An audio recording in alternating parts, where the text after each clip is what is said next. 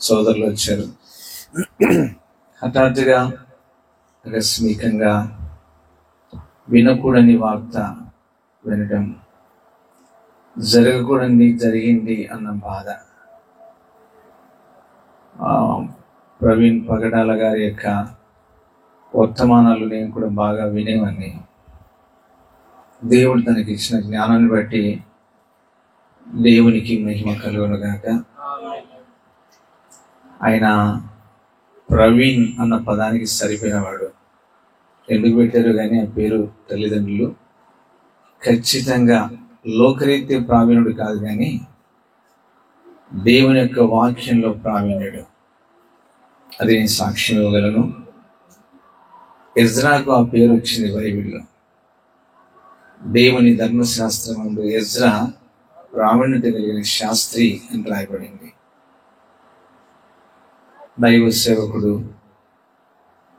దేవుని ప్రేమను తెలుసుకున్నవాడు. దేవుణ్ణి ఎంత హత్తుకొని మాట్లాడతాడంటే, నేను ఒక వీడియో మీకు పంపిస్తాను, అన్న వాళ్ళకి షేర్ చేస్తాను, చూడండి. కడుపేదల జీవితాలను దేవుడు ఎలా కట్టాడు, దేవుని యొక్క రాజ్య మర్మం ఏంటో, దేవుని రాజ్యం వస్తాదని కాదు వచ్చింది అని మాట్లాడాడు. మన నాయన, మన తండ్రి, మన రాజు ఇట్లాగే చెప్తాడు. మన దేశంలో ఆకలికి తట్టుకోలేక పసిపిల్లలను అమ్ముకొని బతికారట. తల్లిదండ్రులైన వారు, పేదవారు ఆకలి బాధలకు తట్టుకోలేక పిల్లలను అమ్ముకునేవారంట. ఎంతకో తెలుసా అండి? ₹1 సుమారు 150 సంవత్సరాల కిందటి చరిత్ర. ₹1 కూడా అమ్ముకునేవాళ్ళట. అలాంటి జీవితంలో మన నాయన, మన తండ్రి మనకు రాజుగా ప్రత్యక్షమై తన రాయబారులను మన దేశానికి పంపించి ఈరోజు మనమే 10 మందికి అన్నం పెట్టే బిడ్డలుగా దేవుడు చేశాడని చక్కని సంగతులు చెప్తాడండి. చిరునవ్వుతోనే చెప్తాడు. గనుక అన్నగారు దేవుని రాజ్యం వెళ్ళిన విషయాన్ని బట్టి ఒకవైపు రండి సార్, థ్యాంక్ యూ, కూర్చోండి సార్. ఒకవైపు కడుపులో చెప్పలేనంత బాధ ఉంది.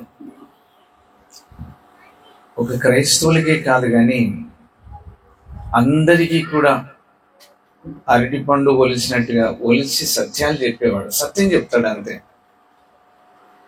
మీకు ఒక మాట చెప్తాను, సత్యం చెప్తే ఈ లోకానికి గిడుతుందా గిట్టదా?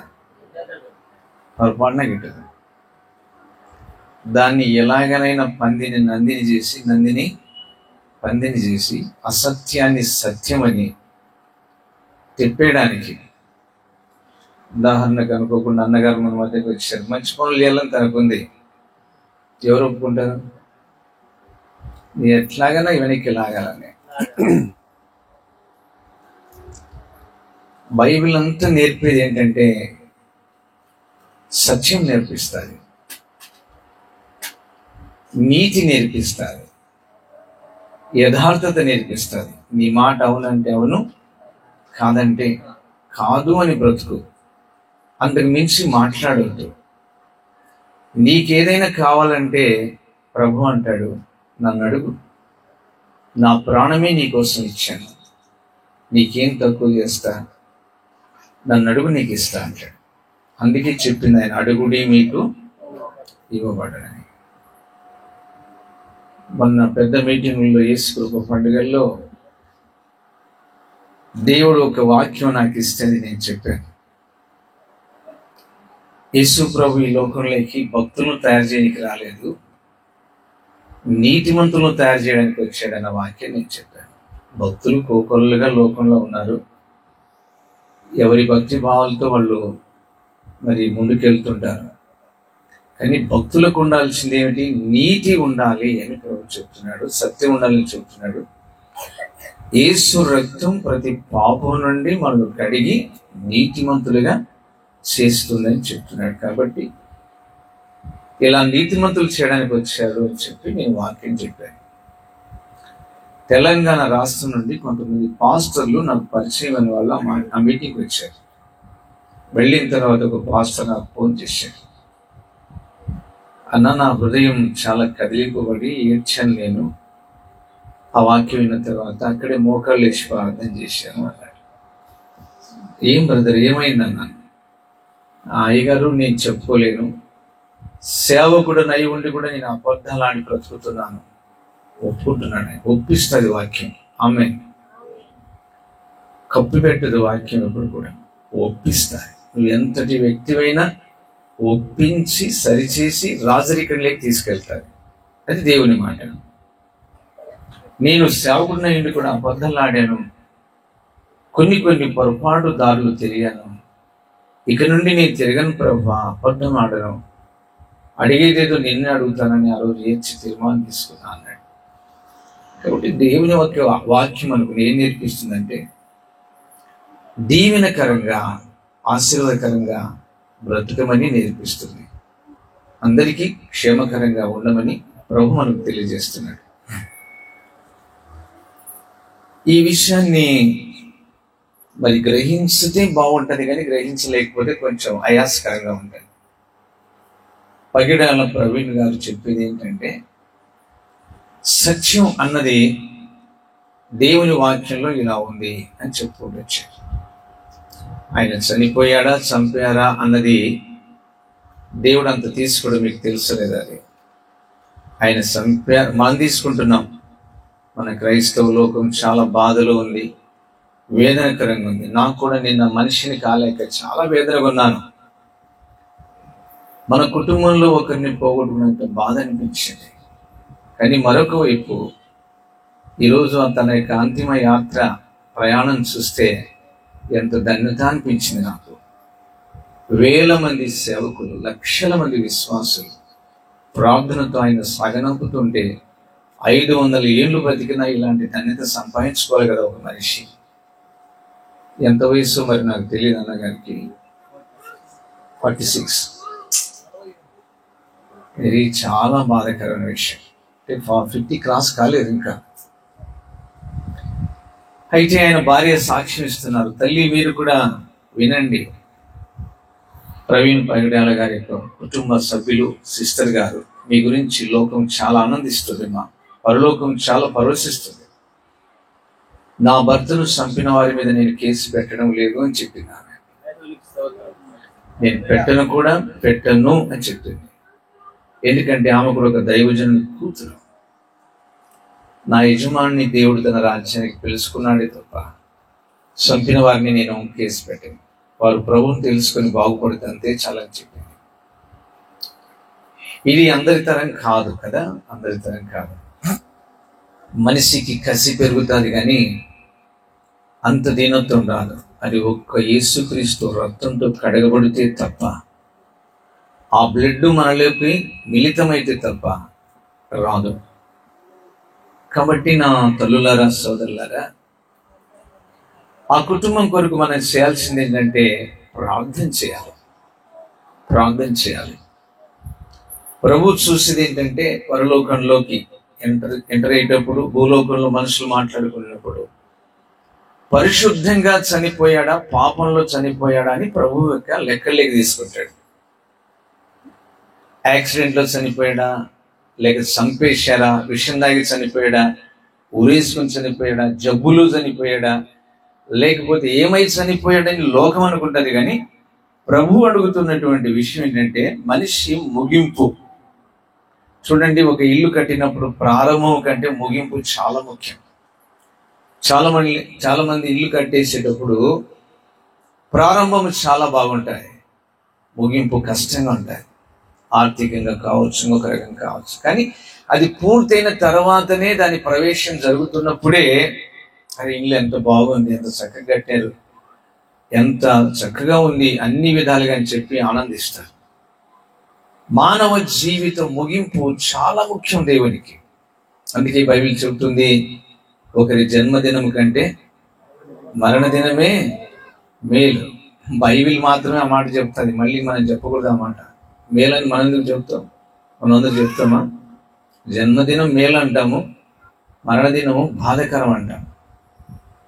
అది యేసుక్రీస్తు ప్రభు యొక్క ఉన్నతమైన కృపను బట్టి మరణాన్ని దేవుడు నిద్రగా మార్చేశాడు. మరణాన్ని దేవుడు పునరుద్ధానంగా మార్చేశాడు. ఎందుకంటే దేవుడు ఆయన చేయడానికి శక్తి గలవాడు. ఆయన ఏమైనా చేస్తాడు, ఏదైనా చేయగలుగుతాడు. గనుక ఆయన మరణాన్ని పునరుద్ధానంగా మార్చేశాడు. సర్వజనులకు పునరుద్ధానాన్ని ఇచ్చి వెళ్ళాడు. మళ్ళీ వస్తానన్నాడు. నేను వచ్చినప్పుడు అందరూ తిరిగి లేపబడతారు అని వాగ్దానం చేశారు. ఆ తిరిగి లేపబడినప్పుడే తీర్పు జరుగుతుంది లోకానికి అని చెప్పాడు. జడ్జిమెంట్. పొలంలో పండిన పంట కళ్ళానికి వచ్చి తూర్పు ఎట్ట పడతారో, జీవించిన ప్రతి జీవితానికి తీర్పు. ఈ తీర్పుని ఎవరు తప్పించుకోవడానికి వీల్లేదు, ఎవరి తరం కాదు. ఈ తీర్పును తప్పించుకునే అవకాశాలు కూడా లేవు. ఆ తీర్పులో పగిడాల ప్రవీణ్ గారు ఉండడానికి వీల్లేదు. ఎందుకంటే దేవుడు సత్యగ్రంథంలో రాయించాడు, అత సాక్షులకు తీర్పు లేదు. డైరెక్ట్గా వారు పరలోకం సంపాదించుకుంటారు. వారికి రిజర్వేషన్ అనేది ఉంది కదా మనకు ఒకటి. రిజర్వేషన్ యొక్క ఆ ట్రైన్లో రిజర్వేషన్ చేసుకున్నటువంటి పెట్టెలోనికి టీసీ వచ్చి ఊరికి అడుగుతూ టీసీ వెళ్తాడు అంతే. కానీ దొంగలు దొరికేది ఎక్కడ దొరుకుతారో తెలుసా మీకు? రిజర్వేషన్లో దొరకరు. టికెట్ లేని వాళ్ళు ఎక్కడ దొరుకుతారు చెప్పండి? జనరల్లో దొరుకుతారు.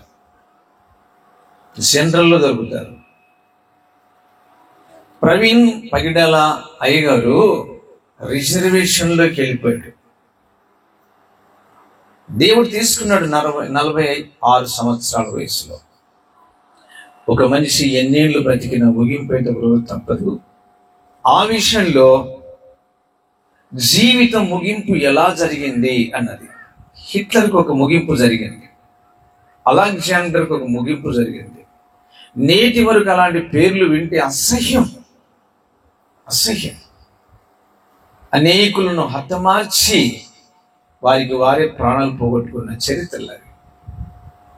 అయితే క్రైస్తవ జీవిత చరిత్రలో చనిపోతున్న వాళ్ళను బ్రతికించడానికే ఈ ప్రసంగాలు, ఈ పాస్టర్లు. అది దేవుడు, రాజులకు రాజైన దేవుడు తన రాయబారులను తయారు చేసి పంపిస్తాడు. లేకపోతే మేమంతా ఎవరమండి? ఆఫ్టర్ ఆల్ చెత్త. మాకు ఈ బైబిల్ పట్టుకోడానికి అర్హత లేదు, మైకు పట్టుకోవడానికి అర్హత లేదు. నీకుందా పాల్? నీకుందా సురేష్ అన్న? అయ్యా పాస్టర్లు మీకుందా? అయ్యా పాస్టర్లను అనిపించుకునే ఆ ధన్యత మీకుందా? మైక్ పట్టుకోగలమా? బైబిల్ పట్టుకోగలమా? నడక రాదు, మాట రాదు, విధానాలు తెలియదు, ఏమి తెలియదు. ఇలాంటి వారిని ఎవరు తయారు చేశారు? దేవుడు ఏర్పరచుకున్నాడు. బాంబే పట్టణంలో ఒకసారి భక్త సింగయ్య గారు రాత్రి 1 గంటప్పుడు ఆ వీధి లైట్ కింద, సముద్రం దగ్గరగా వీధి లైట్ కింద బైబిల్ చదువుకుంటున్నాడంట. 1 గంటప్పుడు రాత్రి ప్రభు మాట్లాడుతున్నాడంట. భక్త సింగ్ లేచి పరుగు నన్ను సముద్రం వైపు వెళ్ళిపో అన్నాడట. ఇవేనప్పుడు ఎందుకు వెళ్ళాలి ప్రభు అన్నాడు. నువ్వు మారు మాట్లాడద్దు, వెళ్ళని చెప్పిన ఆలస్యం చేయొద్దు, ప్రమాదం జరుగుతుంది, వెంటనే వెళ్ళిపో అన్నాడట. సరే ప్రభు అని బైబిల్ బ్యాగ్లో పెట్టేసుకుని పరుగున వెళ్తున్నాడు. సుమారుగా 40 ఏళ్ళు దాటిన ఒక స్త్రీ స్పీడ్గా వెళ్తుంది. ప్రభు చెప్పాడంట, ఆమెను అడ్డగించుకుందని చెప్పాడు. సముద్రంలో పడి చావడానికి వెళ్తుంది, ఆమెను అడ్డగించుకుందన్నాడు. అయినా పరుగున వెళ్తుంటే ఆమె స్పీడ్గా వెళ్తూనే ఉంది. కొంచెం దూరంగా ఉన్నప్పుడు అమ్మా ఆగు అన్నాడంట ఆయన. మీరెవరండి? రాత్రి 1 గంటప్పుడు నన్ను ఆగమంటారు, ఎవరండి మీరు అని ఆమె హిందీలో మాట్లాడింది. ఆయనకి హిందీ బాగొచ్చు కాబట్టి నేను నువ్వు ఆగిపోముందన్నాడు. మీరెవరని మళ్ళీ పెద్దగా అరిచింది. నేనెవరో నాకు తెలియదు కానీ, మీకు తెలియదు కానీ, మీరైతే చావడానికి సముద్రంలో పడి వెళ్తున్నారని నాకు తెలుసు అన్నాడు. ఆ ఒక్క మాటకు తల్లి ఆగిపోయి, నా చావు మీకెలా తెలుసండి? అమ్మ నాకు తెలియదమ్మా నీ చావు, నేను యేసు ప్రభు సేవకుడిని. అక్కడ కూర్చుని బైబిల్ చదువుకుంటున్నానమ్మా. రాత్రి ఇంకా దేవుని గురించి తెలుసుకుందాం, ప్రజలకు చెప్దామని చెప్పి బైబిల్ చదువుతున్నా. ఆ వీడి లైట్ కింద చదువుతున్నాను. ప్రభు నిన్ను ఆపమన్నాడమ్మా. ఎవరా ప్రభు? అమ్మ తెలియదా? తెలియదు. ఎవరా దేవుడు? అమ్మ తెలియదా? తెలియదు. నా సంసారం నాకు భారం అయిపోయి భర్తతో పోరాటం చేయలేక పిల్లల్ని కూడా వదిలేసి, భర్త తాగి పడిపోయాడు ఇంట్లో, పిల్లలు నిద్రపోతుంటే ముగించుకుందాం జీవితం అని వెళ్ళిపోతున్నాను. నీకెవరు చెప్పారు? సేవకులను దేవుడు ఎందుకు తయారు చేశాడు తెలుసా? ఒకటి అన్నగారు కూడా క్షమించాలి, కులాన్ని మతాన్ని మార్చడానికి కాదు, మరణాలను ఆపడానికి దేవుడు ఏర్పాటు చేసుకున్నాడు. కన్నీళ్లు తుడవడానికి ఏర్పాటు చేసుకున్నాడు. ఆదరించడానికి ఏర్పాటు చేసుకున్నాడు. పేగులు కడుపులో మూట కట్టుకొని ఉపవాసాలుండి ప్రార్థన చేయడానికి ఏర్పాటు చేసుకున్నాడు. సృష్టి తనది కాబట్టి తనకు తెలుసు తన బిడ్డలు ఎట్లా చట్టు పెట్టాలి. పగిడాల ప్రవీణ్ గారు మంచి ఆదరణ మాటలను, సత్యాలను వివరించే మనిషి. ఆ విషయంలో ఆయన చాలా పూర్ణ హృదయంతో సేవ చేశాడు. లక్షల మంది హృదయాలను, అటు విశ్వాసులను, సేవకులను, పోతే అనేకులను దేవుని ప్రేమలో ఆయన సంపాదించుకున్నాడు. ఆ ప్రేమతోనే బతికాడు. చనిపోయే ముందు, కొద్ది రోజుల ముందు చెప్పాడు, నాకు మరణం ఉంది, దానికోసం ప్రార్థన చేయండి మీరందరని. నేను దేవునితో ఏడ్చాను, ప్రభువా మేము ఆయన కోసం ప్రార్థన చేయకపోవడం వల్లనే ఇది జరిగిందేమో, తప్పు చేసేమేమో. నేను చెప్పిన తల్లి ఇందాక భక్త సింగ్ ఆమె ఇంటికి తీసుకెళ్ళిందంట. రాత్రి తీసుకెళ్తే ఆయన మోకాళ్ళు వేసి ప్రార్థన చేసి దేవుని గురించి చెప్పాడు. భర్త, ఆమె పిల్లలు ఉదయాన్నే మళ్ళీ ఆయన పిలిపించుకున్నారు. రాత్రి జరిగిందంతా భర్తకు ఆమె చెప్పింది, ఇట్లా జరిగింది, నేను సావడానికి వెళ్తుంటే దైవ సేవకులు అంటే ఆయన పాస్టర్ గారు అంట ఇట్లా వచ్చి దేవుడు చెప్తే ఆపేసి, వెంటనే ఆయన లేచి చేతులు పట్టుకుని, అయ్యా ప్రభువు మిమ్మల్ని పంపకపోయింది, నేను ఈరోజు ఏడుస్తూ కూర్చోవాలి. పిల్లలు, పసిపిల్లలు తాగుడుకు అలవాటు పడ్డాను, పాపానికి అలవాటు పడ్డాను. అయ్యా మేము కూడా యేసయ్యని నమ్ముకుంటామని వాళ్ళు ప్రభువుని నమ్ముకొని జీవించడం జరిగింది. కనుక ఒక విషయం నేను చెప్తాను, వెలుగును ఎప్పుడు ఆర్పుకోకూడదు. చీకట్లో మీరు లోకమునకు వెలుగై ఉన్నారని ప్రభు తన పిల్లలకు చెప్పాడు. మన దేశం కోసం మనం ఇంకా బాగా ప్రార్థన చేయాలి. ప్రజల కోసం బాగా ప్రార్థన చేయాలి. నిస్వార్థంగా ఆయన ఎంతో సేవ చేస్తున్నాడు. 200 మంది పిల్లల అనాథలను పోషిస్తున్నాడు ఆయన. ఎక్కడ రూపాయి కానుక తీసుకోడు, ఎవరిని ఆశించడు. సాఫ్ట్వేర్ ఇంజనీరింగ్ కంపెనీలు 3 పెట్టుకున్నాడు. అనేకులకు సహాయం చేస్తాడు, అనేకులను ప్రేమిస్తాడు. 2 కూతుళ్ళు. ఇక్కడే కడప అయినది, అయితే హైదరాబాద్లో సెటిల్ అయిపోయారు.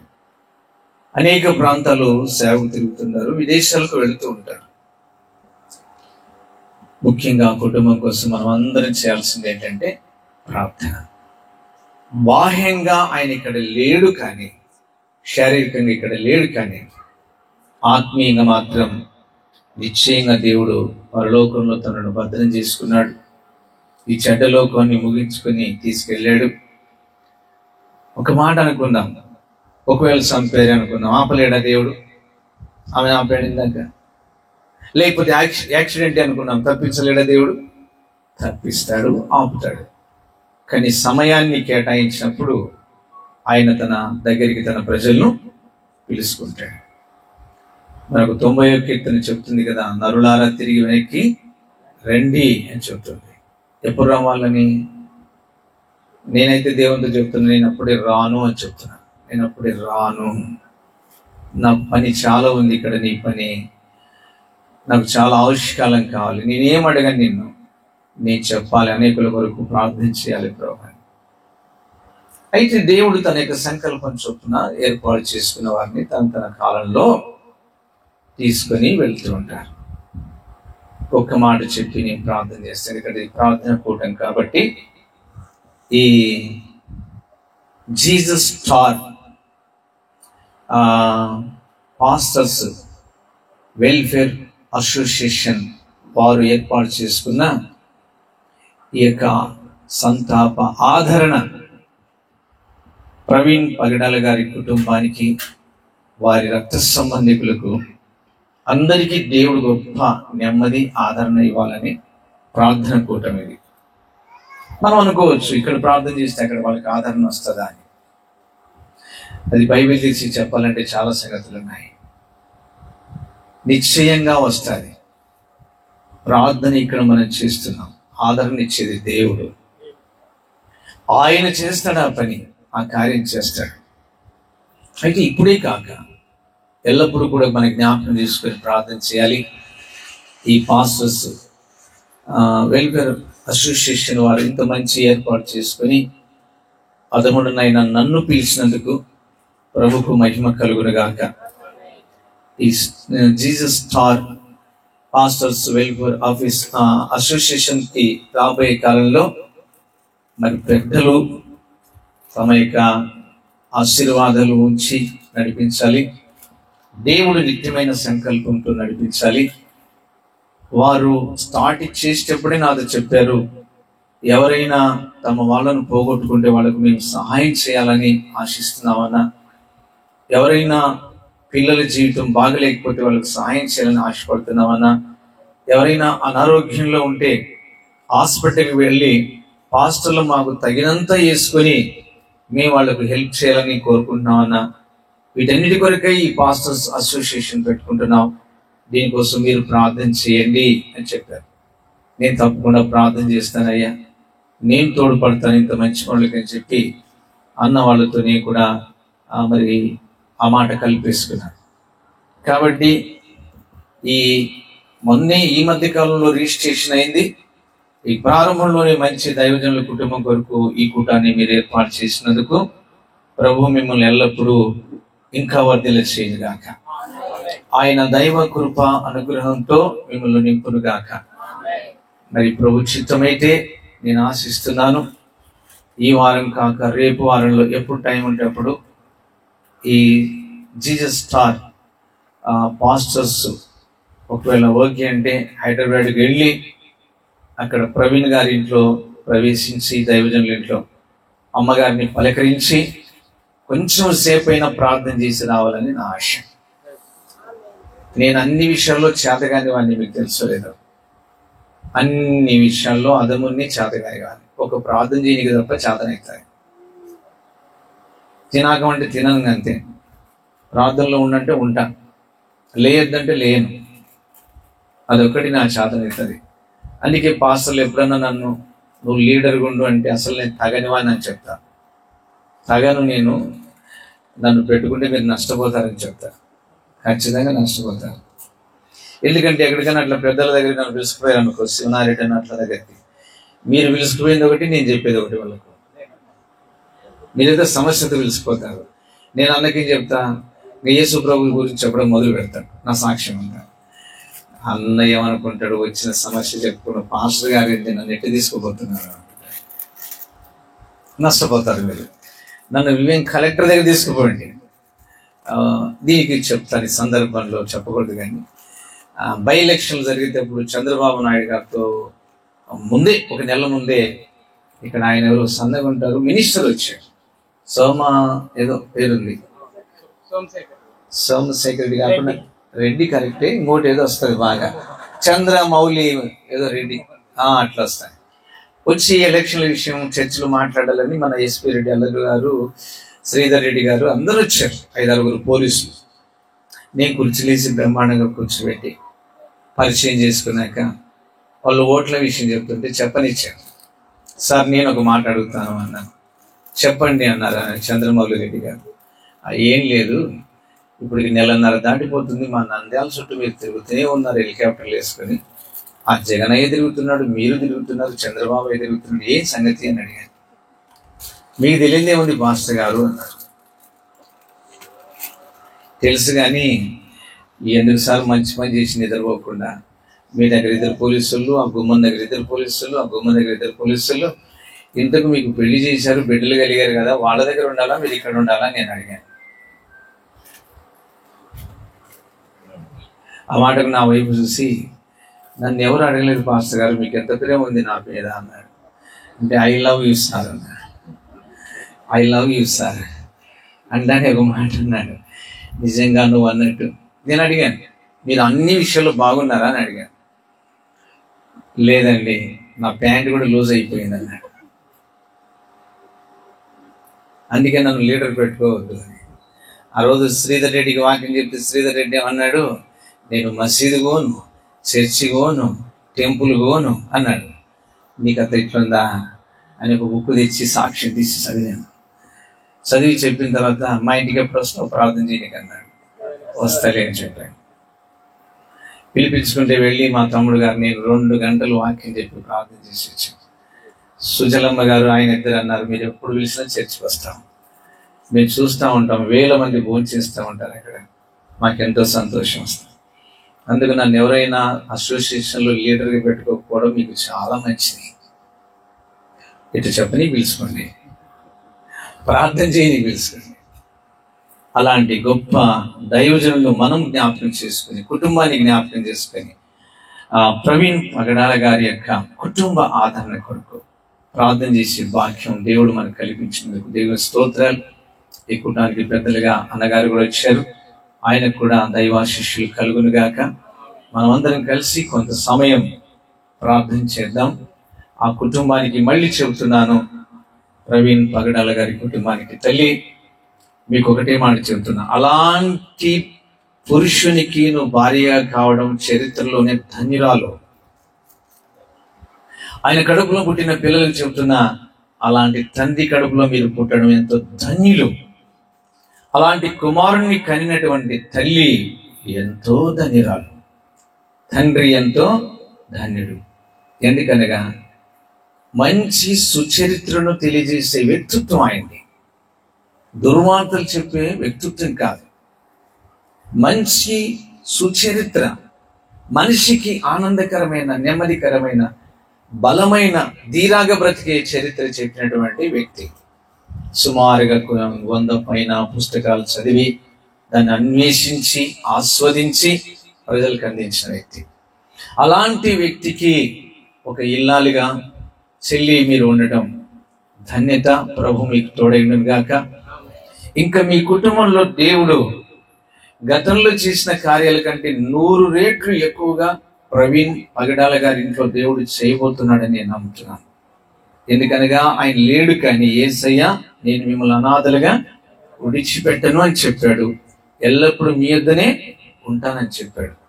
అట్టి ప్రభు కృప కుటుంబానికి తోడైండును గాక. ఆంధ్ర అండ్ తెలంగాణ రాష్ట్రాల్లో పాస్టర్స్, విశ్వాసులు ఎంతో ఎండలకు నలిగిపోయి ప్రవీణయ్య గారి యొక్క మరి కార్యక్రమాల్లో ఎంతో ప్రేమ చూపించిన అందరికి కూడా శుభాభివందనాలు. దేవుని కృప మనందరికీ తోడై ఉండును గాక. ఆమేన్. ఒక చిన్న ప్రార్థన నేను చేస్తాను. ఆ తర్వాత ప్రార్థన కార్యక్రమంలో మరి సోదరులు ఒక్కొక్కరు దైవజనులు కొన్ని నిమిషాలు ప్రార్థన చేస్తూ ప్రవీణ్ పగడాలయ్య గారి కుటుంబం కొరకు దైవజనులు ఒక్కొక్కరు ప్రార్థన చేస్తారు. మనం ప్రార్థనలో ఏకీభవిద్దాం.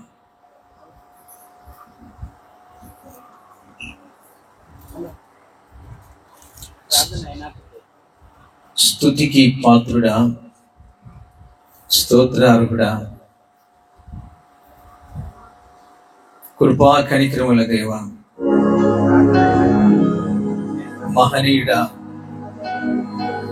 మహోపకారి, సర్వాధికారి, జగద్రక్షక, పాప విమోచకుడా, పాప పరిహారకుడా, సర్వమానవాళి పాప ప్రాయశ్చిత్తం కొరకు మిమ్మల్ని మీరు తగ్గించుకుని నరుడుగా భూమికి అవతరించి సిలువలో గొర్రె పిల్లవలే నలిగిపోయి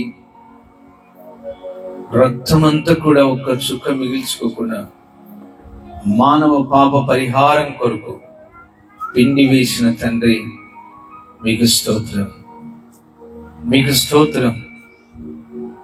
మీరు చనిపోయి మమ్మల్ని అనాథలుగా చేయకుండా చావు యొక్క అధికారాన్ని, మరణపు ముళ్ళును విరిచి సమాధిని గెలిచి 3వ దినం తిరిగి లేచి ఇక సమాప్తి వరకు సదాకాలం మీతో కూడా ఉన్నానని వాగ్దానం చేసి అదృశ్య స్వరూపిగా, ఆత్మస్వరూపిగా మాతో ఉంటున్నందుకై మీకు కోట్లాది స్తోత్రములు ప్రభు. నీతి సూత్రాలు, సత్య సమధర్మ కార్యాలు ఈ లోకానికి అంతు పట్టడం లేదు నాయన, వంట పట్టడం లేదు ప్రభు. ఇది ఈరోజు కొరత కాదు, ఆది కాలం నుండి ఇది జరుగుతూనే ఉంది. స్టీఫెన్ తన జీవితంలో యథార్థత చెప్పినందుకు, ఇశ్రాయేలు ప్రజలారా, యూదులారా, యేసు ప్రభువును మీరు చేసిన కార్యం మీరు ఆలోచించండి. ఆ నీతిమంతుని మీరు సిలువ వేసి చంపేశారు, కానీ మృతులలో నుండి దేవుడు ఆయన లేపాడు. మీరు చేసినటువంటి కార్యాలేంటి?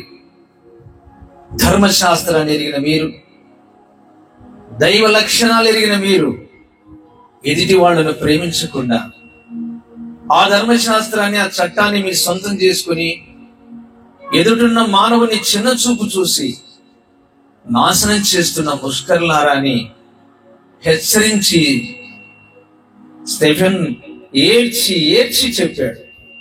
అయినా వారి గుండెలు కరగలేదు ప్రభు. రాళ్ళు తీసుకుని ఊరి బయటికి తీసుకెళ్లి అంత మంచి సంగతులు చెప్పిన నీతిమంతుడైన స్టెఫెన్ రాళ్లతో కొట్టి కొట్టి కొట్టి చంపారు.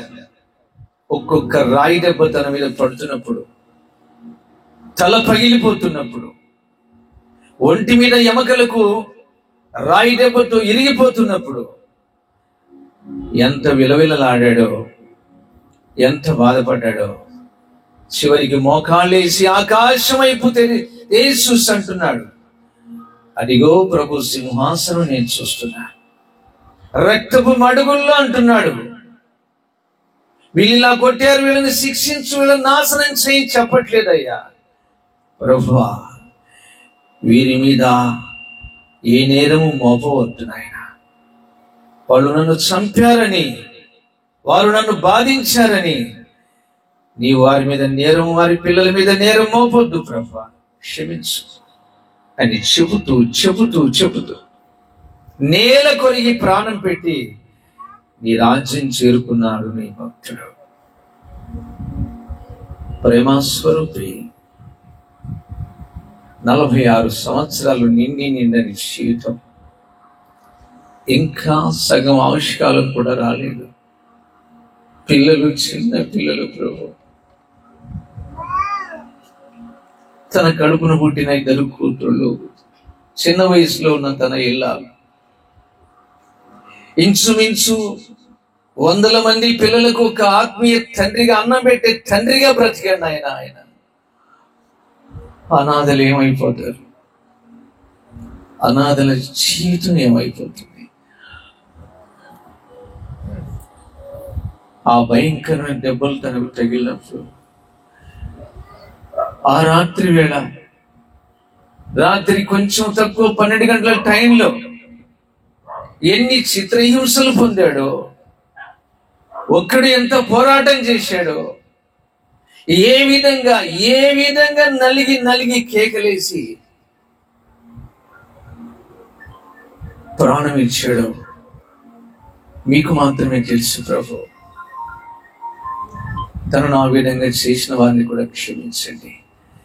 ఒకవేళ అది యాక్సిడెంట్ అయితే నీ పిలుపని మేమందరం కూడా నిన్ను స్తుతిస్తున్నాం.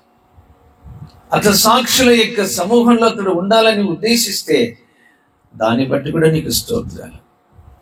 కానీ యేసయ్య ఒక్క మాట తండ్రి, సేవకులు భూమి మీద అవసరం నాయనా,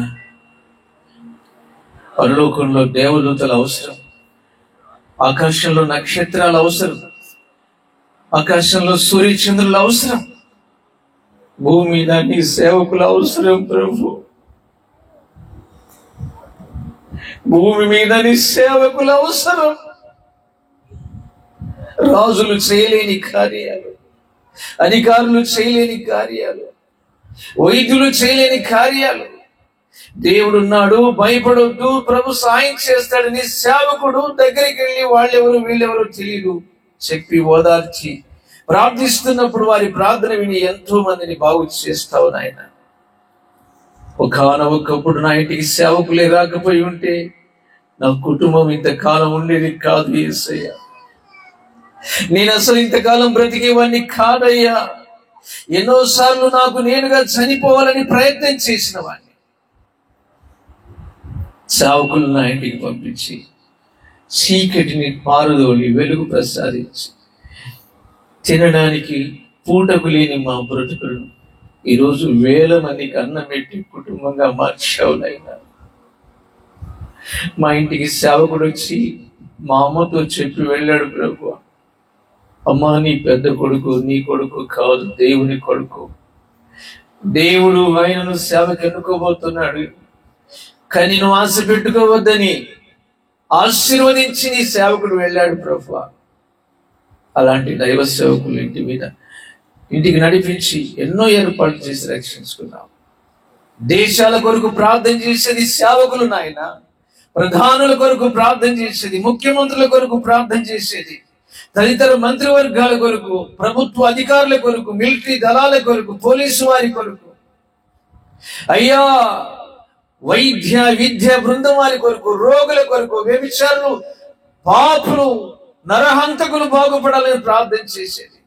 ఆయా విధాలుగా తోడ్పడేటువంటి నాయకులు 100 ఏళ్ళు వాళ్ళ కుటుంబాలు చల్లగా బ్రతకాలని ప్రార్థన చేసేది ఒక్క సేవకుడే నాయన. భూమి మీద విశ్వాసులను ప్రార్థనలో ప్రేరేపించేది సేవకుడే నాయన. అలాంటి సేవకులే మా దేశానికి కరువు అయిపోతే దేశం పొడుచుకుంటారు ప్రభా.